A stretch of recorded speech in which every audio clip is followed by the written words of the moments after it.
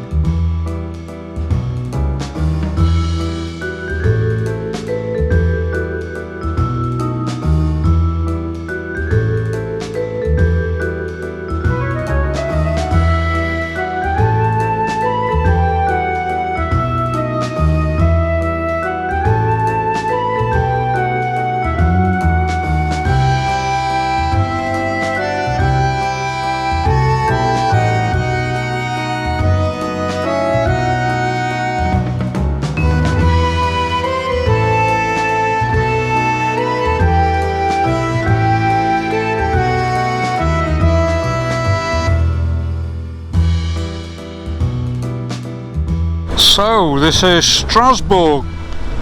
I saw Strasbourg coming up on the map, and I thought I'll go and have a look. I've never been to Strasbourg before, and because it doubles up as part of the European Parliament, I think, I expected it to be a big modern city, but it's really quite original, quite old. I mean, some of these buildings are absolutely amazing, aren't they? With all the stonework. 1700s, 1800s, I don't know. Let's go for this.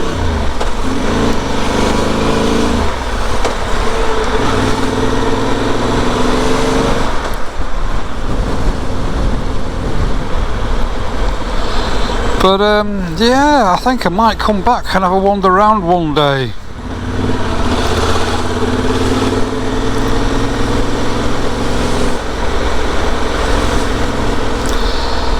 And there is some really big old buildings. And there was one bit where there was like a big roundabout, and there was like the National Museum, the National Theatre. And those buildings were huge. So it's 4 o'clock. I'm going to head to my campsite now and get my tent up, and then get some food on the go because I'm hungry. Speak to you soon.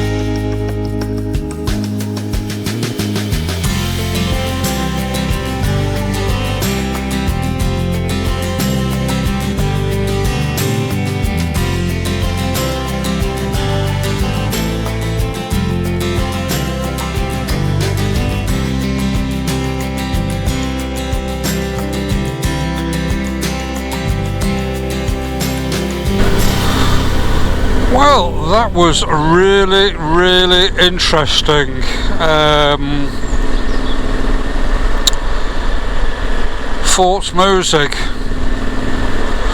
It was built by the Germans because before World War I, this part of France, the Alsace, was part of Germany.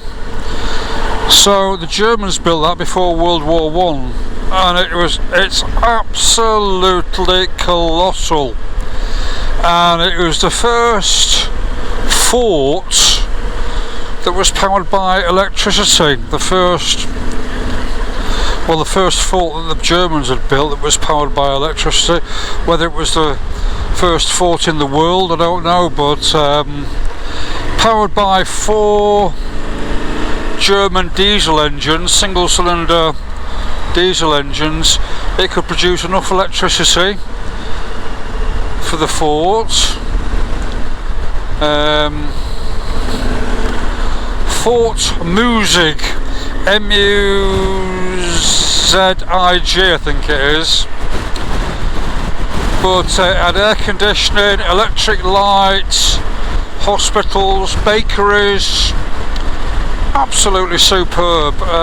They started building this in the late 1890s, and considering that it was all done by hand and by pickaxe and by chisel, they even built a railway to come all the way from the town to bring materials all the way to the top. And what you actually go through there, it cost €14 to go and visit, and it was well worth the €14. And depending what language you speak, they give you a booklet which is several pages and tells you all about the history and about what bits where, what rooms do certain things, and it was well worth. And it takes you about 2 hours to walk around, but it just monumental. You just cannot understand or fathom the amount of hard work that would have gone in to make such a place. But there we go. So that's that bit. I'm off to go and see a castle next, so speak to you soon.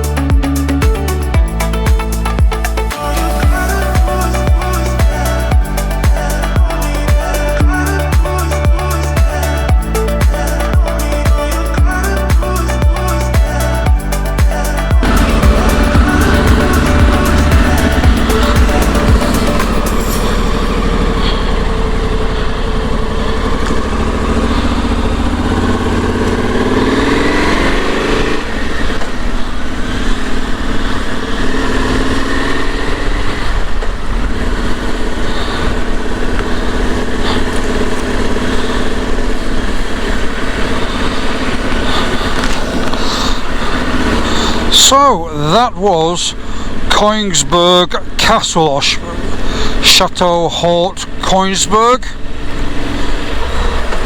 Beautiful. It's been there for a little bit over 900 years. Started building it around 11 something or other, just early 1100s. Had a major build in the 1400s. And it's a really colossal castle, and because Alsace at that time was part of Germany, it was built in a Germanic style rather than the French style. Anyway, during the 30 Years' War in 1633, the Swedish laid siege to it, and eventually they burnt it out, and that was it. The castle was no more. They managed to burn them out, all the defenders. And the castle then lay in waste. A lot of the stone had disappeared. But Kaiser Wilhelm in the late 1800s, who was big into Germanic architecture and Germanic symbols, in the late 1800s he ordered that the chateau should be rebuilt as it was, renovated. So they started renovating in about 1900, and it took them 8 years. And they used some modern things, but they used a lot of traditional methods to do things, and they renovated it to as you see it today. And they replaced battlements, replaced towers, replaced all the roofs and some of the staircases as well. They really did a superb job.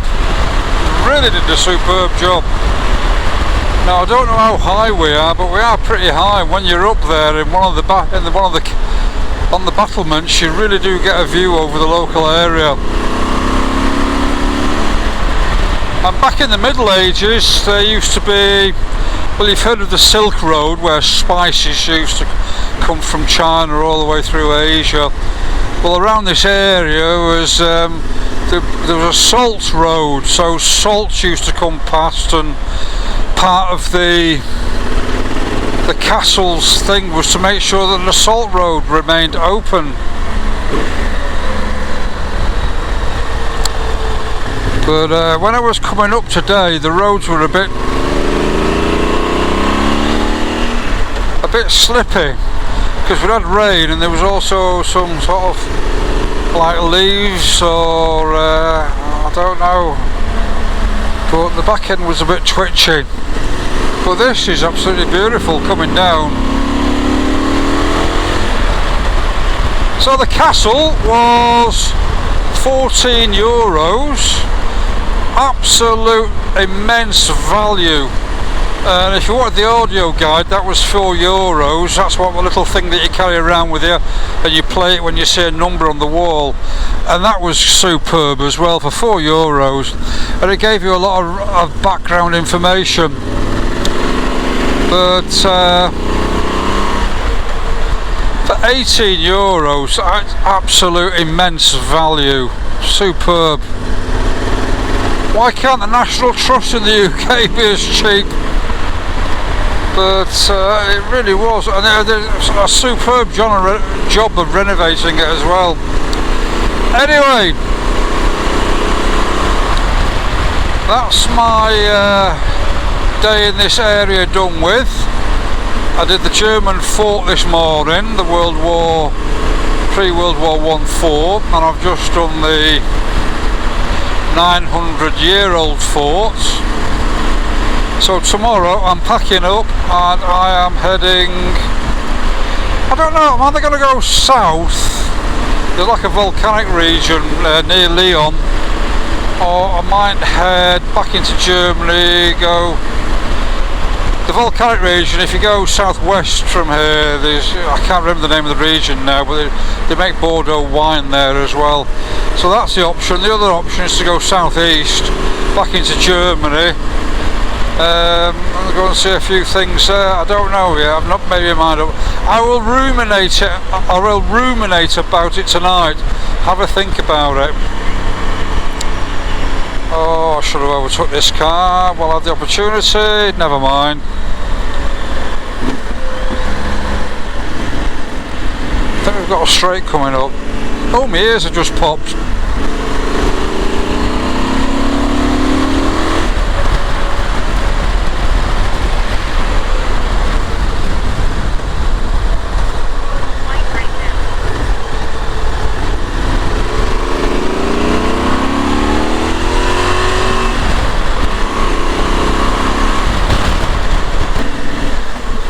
So this is the village of Saint Fair, and do you notice all the architecture?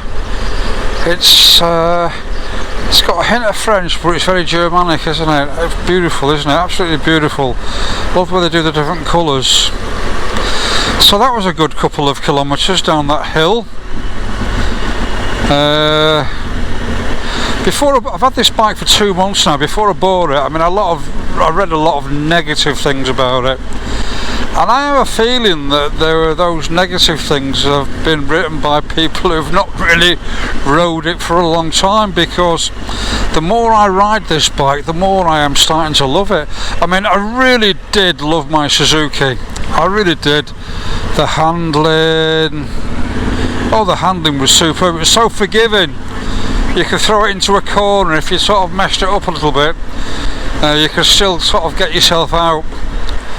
I find it with this, it's a lot more precise. You really have to pick your line, but saying that, it is very flickable. If you do want to change direction, you can change direction. It's not a problem at all.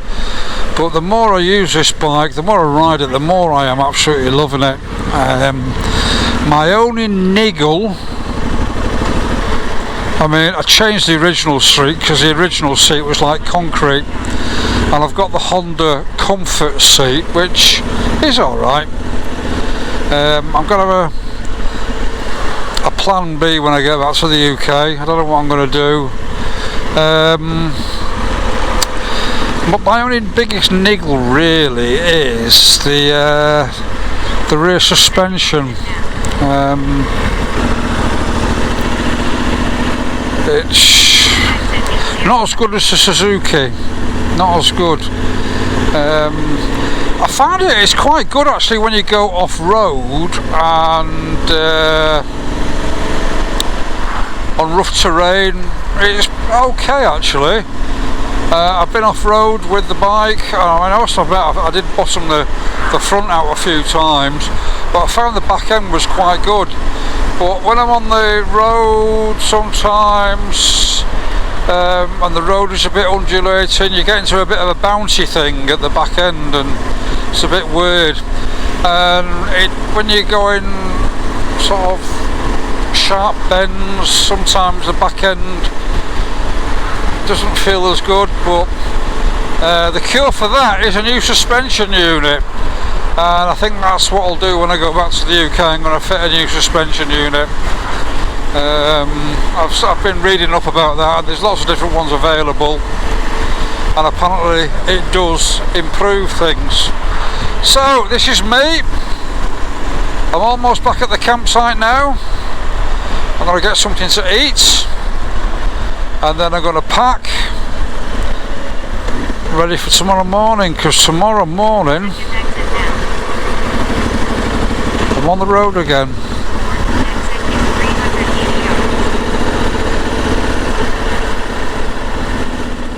So I've had a couple of days in the Alsace region of France, which is sort of central eastern France.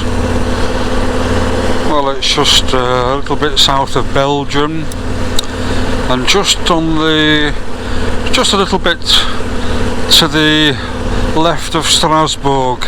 Anyway, I'm heading back into Germany, and the sun is shining, and I've had one of those moments where I got packed, ready to go, and then I put my inner in, thinking put the inner jacket inside my main jacket, thinking little bit of a cool breeze, and then I got into town, got fuel, and by the time I got fuel I was sweating like Nicola Sturgeon's speechwriter. So I had to take the inner off again. I think it's going to be one of these days, which is like, what's the temperature? It's showing me 21 degrees at the moment, so I think it's actually going to warm up.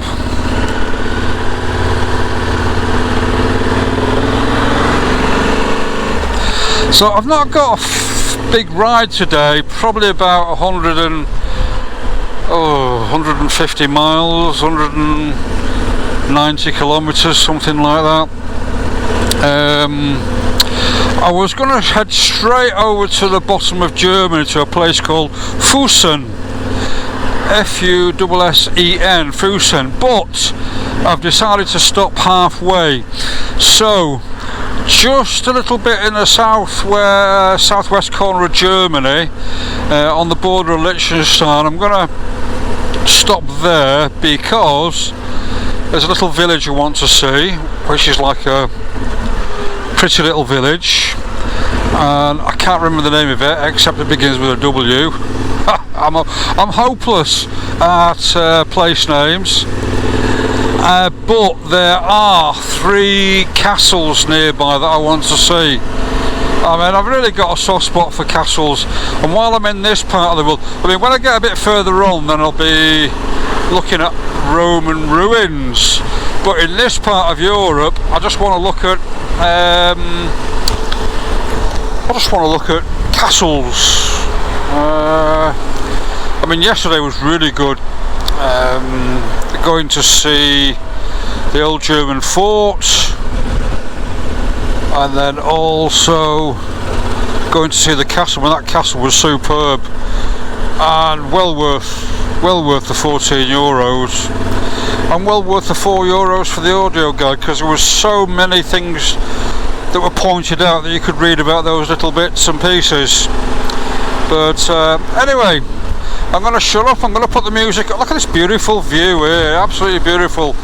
And just over there, that's the castle I went to see yesterday, and just over there is mainland France, and just behind me that's where the Maginot Line was, or where it started anyway, because just on the other side there is where the Ardennes start. So I'm going to shut up, I'm going to put my music on, and I've just got to do a little bit of motorway, and then I'm going to come off onto the A roads and B roads. Speak to you soon.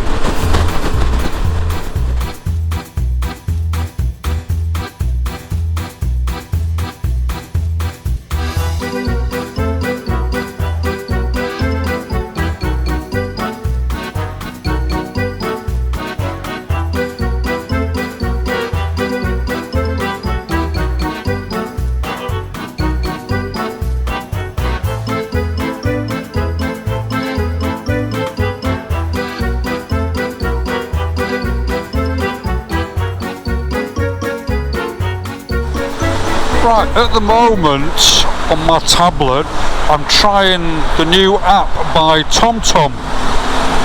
With TomTom I think you do a subscription which is something like a couple of quid a month, but you get access to all the world maps. So I downloaded it, I'm trying the nav maps or the TomTom app on my tablet, and it's working pretty good actually. DMD2 I'm finding it's okay, but I keep missing junctions because it doesn't it tells you when the next junction's coming, but it doesn't tell you what the junction name is, which is all fair and which is okay if you've got one junction, but if you've got 2 or 3 junctions that are quite close together, it's, you know, it can cut you short a little bit. So at the moment I'm in 17 kilometres, and it tells you where your next turn off and the number of your next turn off as well. So I'm quite enjoying it really. So as time goes on, I'm going to try a few different things. There's one other navigation app that I want to try as well, so I'll give that a go. Right, at the moment I'm in the Black Forest. I may stop for some gatto in a little while and a bottle of Blue Nun. But yeah, I'm in the Black Forest National Park, and wow, it's beautiful, absolutely beautiful. Trees as far as the eye can see, and these are not the sort of trees that they grow and then cut them down every couple of years. These are like mature trees, but and then you've got all the architecture pertaining to the area, which is beautiful. Oh, I'm enjoying this. Going through the Black Forest is beautiful. I'm going to stop for a break in a minute, going to have a cup of tea, I think, have a brew. Or found a cafe. In fact, today must be some sort of national holiday for Germany because nothing is open. Not even Netto or Lidl or Aldi, nothing is open. There's some petrol stations I've passed, but there must be some sort of national holiday. I don't know what the national holiday is though. I've seen lots of people out walking and cycling and people setting up with barbecues and things like that. But when I get to my next campsite, I'll ask the guy there what today is. Must be some sort of national holiday. I think it's the last day of May today. I mean, I know in Europe the last day of May is quite significant, meaning tomorrow is the start of summer. Maybe that's what it is. So here I am in the Black Forest in search of gatto and a bottle of Blue Nun, and I'll speak to you soon.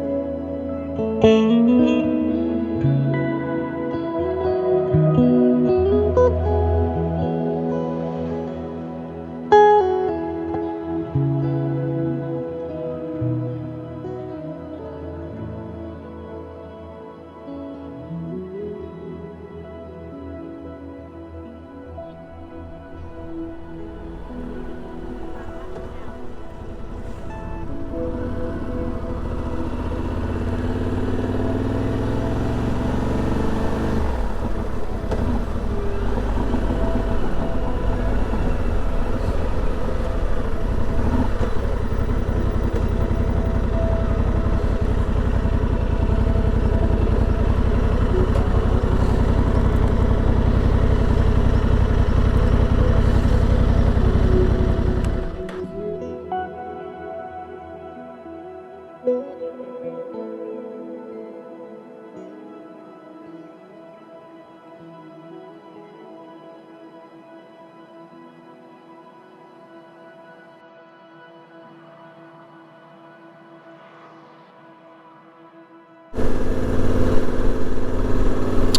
I'm coming up here. I'm not far from the campsite, probably about 15 kilometres away, and I've come to this observatory, which is a big tower, and apparently you can go to the top and you can get a beautiful view all over the valley. So and there's some great roads coming up. Whoa, whoa, whoa, whoa, whoa, absolutely. And it's strange when you're sort of over winter, you don't ride as much, and you sort of lose your mojo a little bit, and it takes you a good few miles to get your confidence back with cornering. Yeah, I enjoyed that. That was a nice couple of kilometres of winding roads. So anyway, I got to the campsite about 4 o'clock, and I thought, oh, had a cup of tea, and I thought, what shall I do now? So I was looking on the map of the local area, and I thought, well, I'm not going to sit here, so I thought, let's go and do something. So I thought, I'll go and have a look at this observatory, this tower, see if I can go to the top and get a good view over the valley.